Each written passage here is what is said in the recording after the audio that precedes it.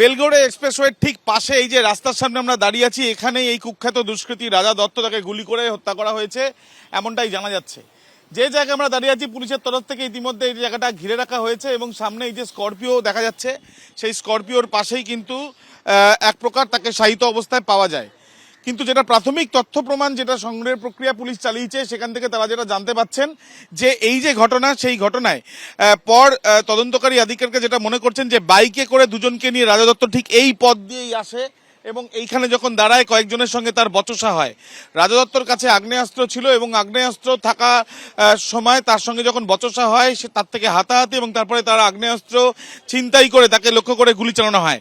এই ঘটনার পর যেখানে আমরা দাঁড়িয়ে আছি সেখান থেকে এই যে পাশে যে টানেলের রাস্তা রয়েছে, এই টানেলের রাস্তা দিয়ে সোজা চলে গেলে 500 মিটার, একটু সরো, 500 মিটার যদি যাওয়া যায়, সেই 500 মিটারের পর দেখা যাচ্ছে যে রক্তমাখা একটি জুতো এবং তার সাথে সাথে কিছু রক্ত দাগ সেখানে দেখা যাচ্ছে। অনুমান করা হচ্ছে যে ঘটনার পর আততায়ীরা এই রাস্তা, এই পথ ধরে তারা পালিয়ে যাওয়ার চেষ্টা করতে পারে।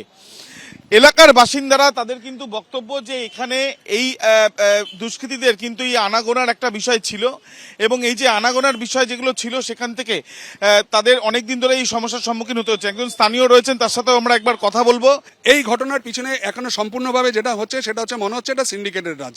কারণ আজকে জানেন গত তৃণমূল আমল থেকে সিন্ডিকেট রাজের ওপর থেকে এদের প্রতিপত্তি এবং ওদের দৌরাত্ম্য এবং এই সিন্ডিকেটদের এটা বাড়তে থাকে এবং তার উপরে ভিত্তি করেই গত সরকারটা চলেছিল। আজকের দিনে দাঁড়িয়ে থেকে ভারতীয় জনতা পার্টি ক্ষমতায় আসার পর থেকে আমাদের প্রধান উদ্দেশ্য ছিল সিন্ডিকেট রাজ বন্ধ করো, মানুষকে সুস্থ।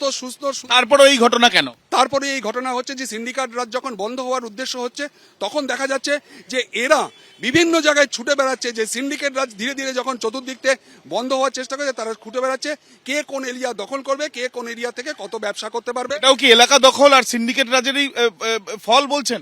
এটাই এলাকা দখল এবং সিন্ডিকেট রাজের ফল। এটা আমাদের রাজা দত্তের কি তার বিরুদ্ধে একাধিক অভিযোগ তো এর আগে ছিল?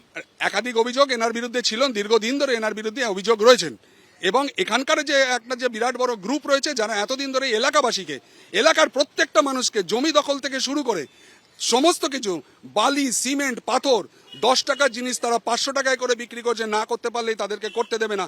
এটাই হচ্ছে আমাদের ভারতীয় জনতা পার্টির উদ্দেশ্য ছিল, এগুলোকে বন্ধ করতে হবে।